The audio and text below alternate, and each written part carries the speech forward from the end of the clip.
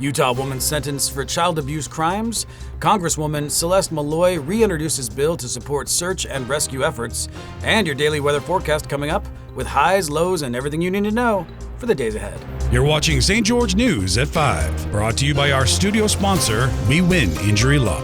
Good afternoon, I'm Sheldon Demke. Donutsville has opened a new location on Sunset Boulevard here in St. George, serving up gourmet donuts, savory kolaches, and fresh fruit smoothies made with premium ingredients and a personal touch.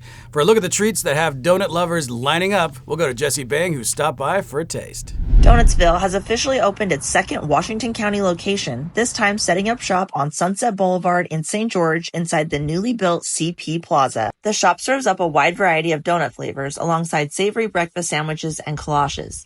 Soft, slightly sweet pastries filled with options like smoked sausage, cheddar, and jalapeno. Donutsville owner Chenang Tatch tells us about one of the most popular items on the menu, the strawberry split donut. Because we make it fresh strawberry and homemade whipped cream, and we don't make it really sweet, just like 20% sweet, and that make it like you eat it.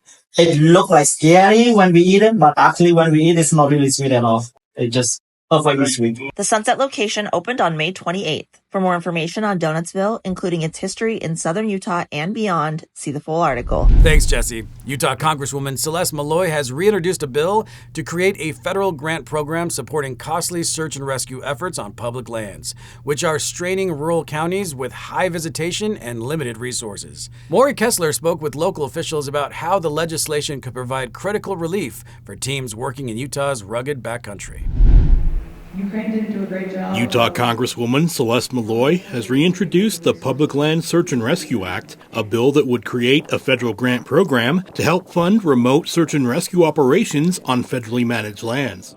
The bill, co-sponsored by fellow Utah Representatives Blake Moore, Burgess Owen, and Mike Kennedy, would provide up to 75% of equipment costs to states and counties, with the remainder covered locally. Rural counties, especially those with large amounts of federal land, often struggle to fund search and rescue efforts due to limited tax bases.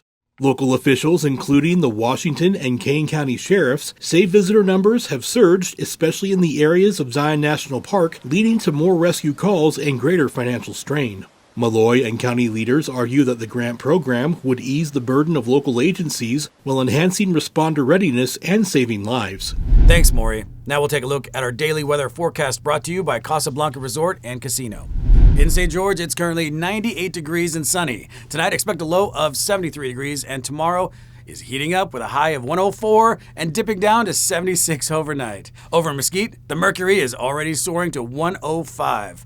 The low tonight will settle around 80 degrees, with Tuesday climbing up to a scorching 109 and a muggy low of 82. An extreme heat warning is in effect, so please stay hydrated and limit outdoor activities during peak hours. And in Cedar City, it's 82 degrees and partly sunny right now. Expect a cooler night with a low of 57 degrees.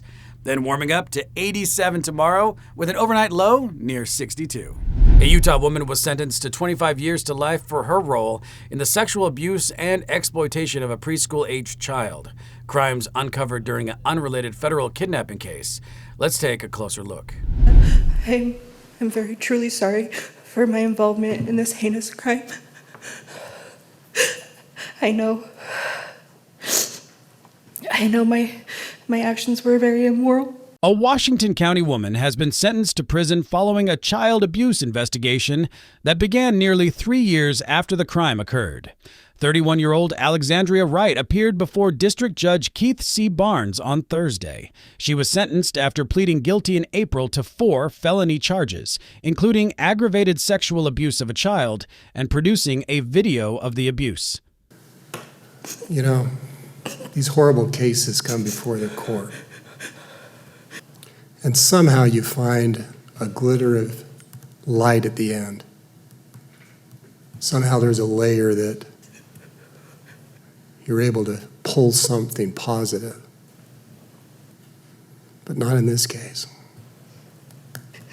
There's just layer and layer of pain. The abuse took place in October 2021, but the videos didn't surface until nearly 3 years later, when her co-conspirator, 26-year-old Martin Brandon Gillen, was arrested in Kansas on an unrelated kidnapping charge. During that arrest, investigators located videos on Gillen's phone that showed a child being abused in Washington County. Wright was located and arrested 2 months later. I'm not the monster that the news and everybody is making me out to be, though. I would have never committed anything like this willingly. To the charge of sodomy on a child, a first-degree felony. The court hereby sentences you to serve 25 years to life at the Utah State Prison. On the count of aggravated sexual abuse of a child, first-degree felony, the court sentences you to serve 15 years to life at the Utah State Prison. The charge of dealing in materials harmful to a minor, a third-degree felony, the court sentences you to serve 0 to 5 years at the Utah State Prison. On the charge of aggravated sexual exploitation of a minor, a first-degree felony, the court sentences you to serve 15 years to life at the Utah State Prison. These charges to run concurrent with count 1, 25 years to life. Wright also faces charges in federal court related to the same case. She is scheduled to appear in St. George next week for a hearing on possession and production of child pornography. Gillen was indicted in federal court and later sentenced to life in prison plus 95 years for multiple charges including sexual exploitation of a child and kidnapping. For now, Wright remains in state custody. Read the full story by Cody Blowers on stgeorgenews.com. The Paiute Indian Tribe of Utah celebrated its 45th annual Restoration Gathering Powwow in Cedar City with vibrant dancing, traditional drum music, and grand entry processions. Jeff Richards was there to capture the sights, sounds, and the spirit of the cultural celebration. The Paiute Indian Tribe of Utah hosted its 45th annual Restoration Gathering Powwow in Cedar City this weekend. After kicking off on Friday night, the powwow featured a full day's worth of activities on Saturday, including a short parade in the morning. Then, just before noon, the second of 3 grand entry events was held, featuring a colorful procession of dancers dressed in full regalia with accompanying drum music.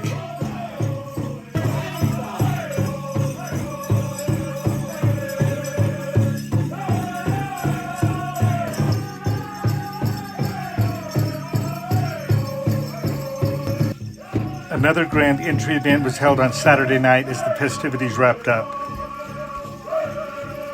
Organizers noted that the annual event is a celebration of the tribe's official federal recognition back in 1980. Thank you for watching St. George News at 5. To learn more about our studio sponsor, We Win Injury Law, go to wewininjurylaw.com. I'm Sheldon Dempke with St. George News, your #1 source for local news. This has been St. George News at 5, brought to you by We Win Injury Law.